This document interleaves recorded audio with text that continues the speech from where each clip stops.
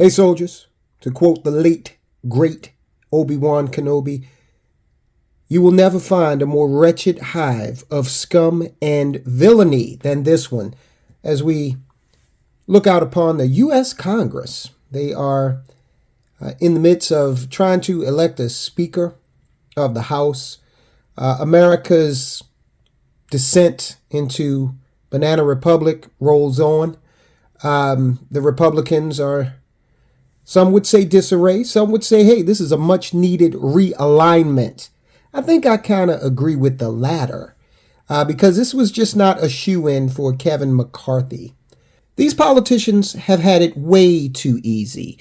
They take for granted their positions. So I'm glad to see that there's some pushback here. Little debate, consternation, not making it as easy for McCarthy. Now, I personally would have rather seen Jim Jordan get it, but doesn't look like that's going to happen. That's a long shot. With regard to McCarthy, his opponents held their ground in fresh rounds of voting on Thursday. Now, by the time you watch this, it may be all over, but the shouting, he may have gotten it. I don't know. He's gone through his 10th vote where he's lost. Now, some are running around saying that, this portends the immediate end to the republic. Nah, not really. This has happened. Actually, it's happened many times before. But I think there is an interesting historical parallel that we will get to in a minute. Now, why is this important? Well, because Congress controls the purse strings. They are the half of the bicameral legislative body of the United States of America that, they decide what's going to be spent. How much of your tax dollars are going to be spent? Congress controls the purse strings. Mr. McCarthy has now failed to win the gavel in 10 votes over 3 days. Now, look, I know we have a lot of viewers from the UK and India and other parts of the world. Thank you so much. And by the way, if you haven't hit subscribe, go ahead and hit that and hit like. It'll take you all of one fraction of a second, and we appreciate it. But look, for those who may not be familiar with our system here in America, there's a lot of Americans that aren't familiar with it. Speaker of the House is a very important position because that individual is actually the second in line of succession to the president. So, God forbid something were to happen to a president, and then also a vice president, the Speaker of the House is constitutionally mandated to be the next person in line. So it's a very serious position. It's one that a lot of people take for granted, but it's got a lot of power because not only is it in the line of succession, but it also, that speaker gets to place people in these various committee chair positions, which is, going to decide who gets investigated, who doesn't, again, what taxpayer dollars get spent, which ones don't. All right, so like I said, McCarthy has now failed to win the gavel 10 times over 3 days. While most Republicans backed Mr. McCarthy, 20 continued to oppose him. All Democrats supported their pick, Representative Hakeem Jeffries of New York. So yeah, the Democrats are saying, look, we know you guys, you Republicans, you have the majority, but guess what? We're going to remain in lockstep because the Democrats are kind of like the Borg from Star Trek. They are just of one mind. They're pretty monolithic. And if you develop any individualism, then they, either boot you out of the group or intimidate you back into the collective. So they're all voting for Hakeem Jeffries. Fine, whatever. There was some hay made that some Republicans could defect and go to the Democrat side and vote for Jeffries. All I have to say about that is I wish a congressman would. I wish a Republican congressman would. That would be the end of their career in Congress. Mr. McCarthy can spare no more than 4 Republican defections if all lawmakers vote for a candidate and Democrats continue to vote for Mr. Jeffries. Ahead of Thursday's voting, Mr. McCarthy made new concessions in a bid to win over detractors. The fresh offer from Mr. McCarthy included changing rules to allow for one member to call a vote to oust the Speaker, down from the threshold of 5 that Mr. McCarthy had previously agreed to, according to two people familiar with the matter.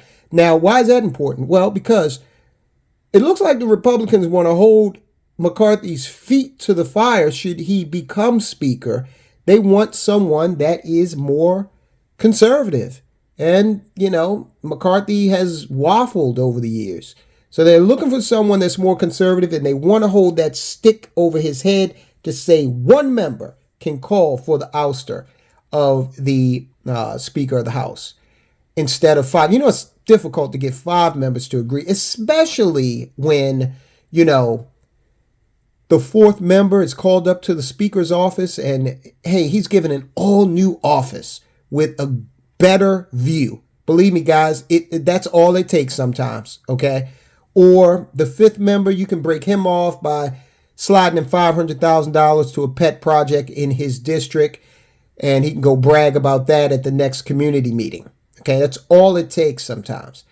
And the voters, they don't really delve too deeply into it most of the time, and they'll just be happy with the $500,000. It could be for anything, but he's bringing home the bacon.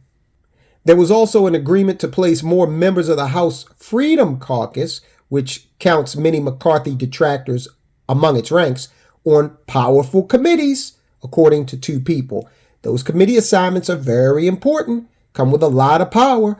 The offer also included a promise to bring up for a vote a controversial border plan and a term limit requirement, the people said. Now, that term limit piece is very interesting. Baltimore City just invoked, the voters of Baltimore City just voted for term limits. And those politicians down there, some of them, are squealing like stuck pigs because they see the end of their gravy train in sight. Now, I agree for term limits. I agree with term limits on a local and state level. But when it comes to the federal level, I do not. Now, here's why. Because if you invoke term limits to Congress and the Senate, you are giving the unaccountable, unnamed, anonymous bureaucracy untold power. You didn't even know who Dr. Fauci was until the whole 2020 thing reared its ugly head, right? And he had been the longest serving federal employee. Highest paid, I believe, also. You never knew who he was. There are plenty of bureaucratic ticks embedded in the swamp that will basically get to control America if you have congressmen and senators coming in and out more frequently based on term limits. Now, this might surprise you. The average length of service for a congressional representative is 8.9 years. It's really not lifetime. 8.9 years is about 4.5 House terms because, they go up every 2 years. Now, it's 11 years for Senate, for the senators. Average of 11 years or less than 2 terms served because their terms are, of course, 6 years. So do we really have a need for term limits in Congress? Senators aren't even doing 2 terms on average. You get the impression that they're lifetime because you see certain senators who have been in there for prolonged amounts of time. They get a lot of media attention. But how many senators can you name? They're 100. How many can you name? Look, I'm into politics and I can only name maybe 4 or 5 of them right off the top of my head. As far as Congress, it's like 400 people. How many can you name? All right. So I don't think the data demonstrates that we actually have a problem with term limits in the Congress. I don't think that's a big deal at all. And I wouldn't be willing to limit the elected representatives and give over untold amounts of power to somebody who we don't get to cast a vote for. We don't know their name. We can't call them on the phone and complain. Unless the only reason I would be willing to do that is if they did it like, I think they still do this in France. When I used to work in France, it became evident to me because I worked with a lot of their civil servants. They rotated those guys. So most of them were never able to get a real foothold and start amassing institutional power in any one department of government. Okay, so if we did something like that, then maybe. Otherwise, I'm opposed to it. Now, look, the republic isn't falling apart. Actually, to bring some realism to what's going on, the news media likes to blow things out of proportion a lot of times, but there have been 14 times that Congress could not decide on a House Speaker after the first round. There have been 14 times in the history of the country. So prior to this whole thing with Kevin McCarthy, there have been, 14 speaker elections that required multiple ballots, 13 of those occurring before the Civil War. The only time that we had one post-Civil War until now was 1923.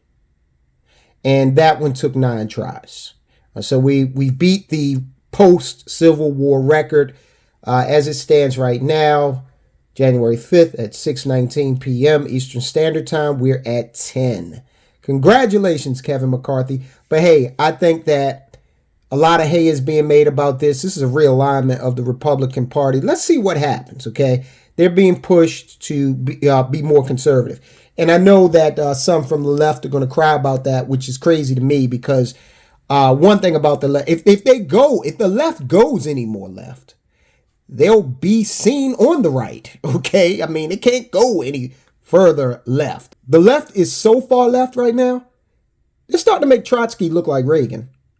All right, these guys really put the con in Congress. Watch this report where we talk about a U.S. senator who has just blatantly come out and said that, hey, American citizens, you're not priority number one.